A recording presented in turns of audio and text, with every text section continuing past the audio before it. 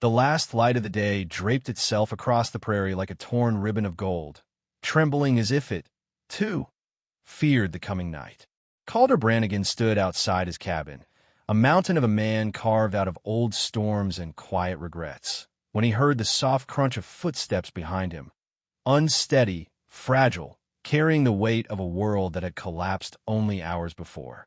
Ayanna stepped into view, her braids dusted with the same red earth that coated the horizon. Her voice wavered, thinned by grief and exhaustion, yet still carried a dignity that felt older than stone. "I have no one left. Please take me as your wife," she whispered, and the words fell between them like a dying ember struggling to hold its glow. Calder felt the moment stretch, fragile as a cracked teacup. Her plea was too raw, too final, too heavy for a man who had spent years avoiding anything that resembled attachment. He stared at her, at the heartbreak swimming in her eyes, at the way her shoulders trembled as if the wind were pushing her toward him, begging him to catch her before she shattered. But he didn't speak, didn't trust himself to. The world around them was suddenly still, the silence deep enough to feel like it had a pulse. She lowered her gaze, almost ashamed for asking. And when she finally dared to lift her eyes again, the truth spilled out of her in small, broken breaths. Her entire family, her sister Nara, her grandmother, her kin, had fallen to a sudden winter sickness that swept through their camp like a cold shadow. Ayanna described it softly, without theatrics, a fire that burned too low, blankets that grew too cold, breaths that faded before dawn. She spoke of holding Nara's hand as it grew light and weightless, as if her spirit had risen with the morning frost. Calder hadn't moved. Listening to her felt like reopening an old wound he'd tried to forget. He remembered the last woman he failed to protect, the whispers in town claiming he'd been too slow, too soft, too late. Shame lived in him like an old tenant that never paid rent. Ayanna's voice thinned into silence, her body swaying where she stood. Calder reached forward without thinking, catching her just as her knees buckled. She murmured an apology, as though collapsing were an inconvenience rather than the human truth of someone who had walked miles carrying grief like a stone strapped to her chest.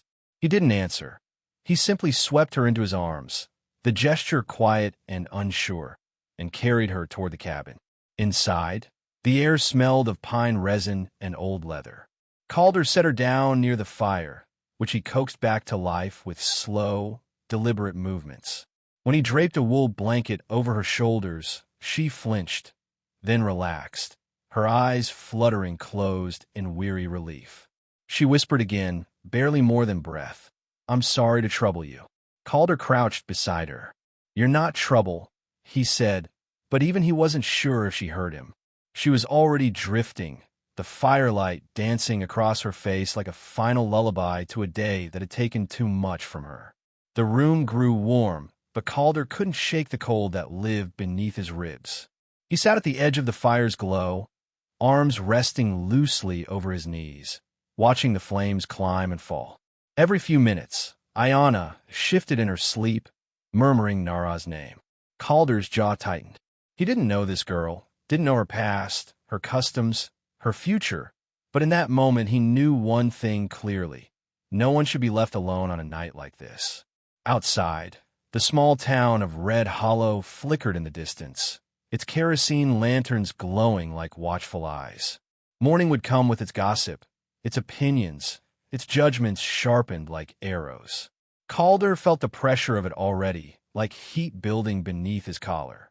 He knew how the town treated outsiders. He knew how they treated him. Ayanna would be swallowed whole by their scrutiny. By dawn the fire had burned to a soft amber glow. Ayanna woke slowly, as though emerging from a long, painful dream. Calder poured her a cup of warm water, simple hospitality, but landed on her face like unexpected grace. The two stepped outside, heading toward town together, though neither said it aloud. The sun climbed lazily, lighting the prairie in soft gold. Ayanna kept her hands folded in front of her, walking lightly, unsure if she deserved to leave footprints on this land anymore. When they reached town, the air changed. Ayanna felt it instantly, the sharp, evaluating stares. Mrs. Myrtle Garrison stood in front of her boarding house, lips pinched like she'd bitten into sour fruit.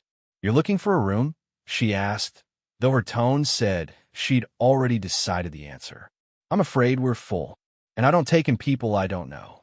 Ayanna bowed her head, the rejection scraping against her bruised dignity. Calder stepped forward, but she gently touched his sleeve, stopping him. Even in humiliation, she tried to preserve his image. Marshal Deke Halston strolled over, boots clicking with practiced authority. "Calder," he said, looking Ayanna up and down, "you ought to be careful. A situation like this can make tongues wag. Badly." The implication hung in the air like dust that refused to settle. Ayanna swallowed hard, feeling the weight of shame settle around her shoulders. But Calder didn't step away from her. He stood beside her like a silent wall, broad and steady. That alone was enough to steady her breath. When Mrs. Garrison turned her back, denying her again, Calder finally spoke.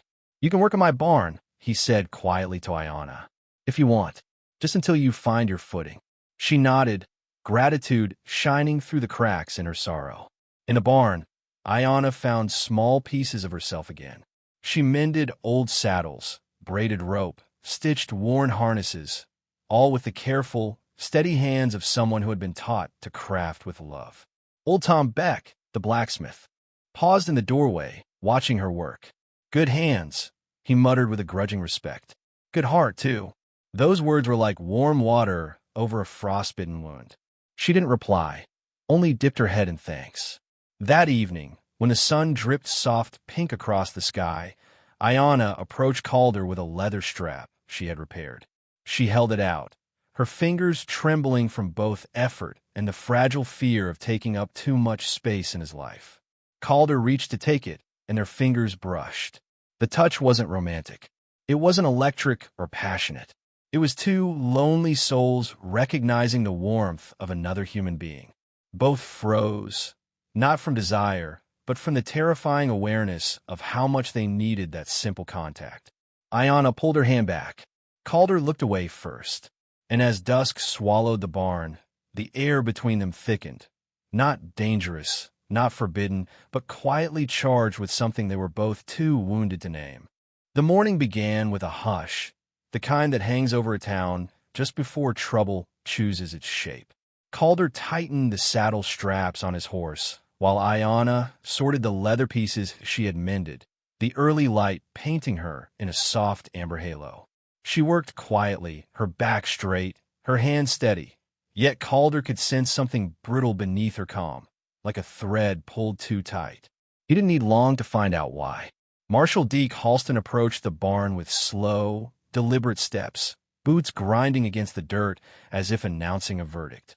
Calder stiffened the moment he saw the man's expression, a blend of pity and warning, both unwanted. "You're keeping her here, Brannigan," the marshal said without greeting. "Town's talking. Hard. Folks think you've lost your sense over a girl who don't belong here. This could bring you trouble you don't want." Ayanna paused, fingers frozen over the stitching of a saddle strap. Calder's jaw clenched, but he held his words behind his teeth. Halston sighed, lowering his voice. "Men lose reputations over less. Don't make yourself a story people whisper about for years." Calder didn't respond. He didn't need to. The muscle ticking in his cheek spoke for him. But Ayanna heard everything. She heard the caution, the warning, the suggestion that her presence was a stain he shouldn't carry. She turned her face away, so neither man would see the tears shimmering there. When Halston left, the barn felt unbearably small. Ayanna moved quietly, gathering her few belongings, a bundle barely larger than her own trembling hands. She placed a folded note on Calder's workbench, written in soft, apologetic strokes. "Thank you for kindness. I will not bring you shame." And then she walked into the rising wind, leaving the barn door creaking gently behind her. Calder found the note moments later. His breath hitched, not in anger, not in panic, but in a deep, bruising ache he hadn't felt in years. He stepped outside, scanning. The horizon. The prairie stretched wide and unforgiving before him, dust rising in restless spirals. A storm was forming far off, dark, swirling, threatening. He didn't think, didn't calculate, didn't pause to consider consequences.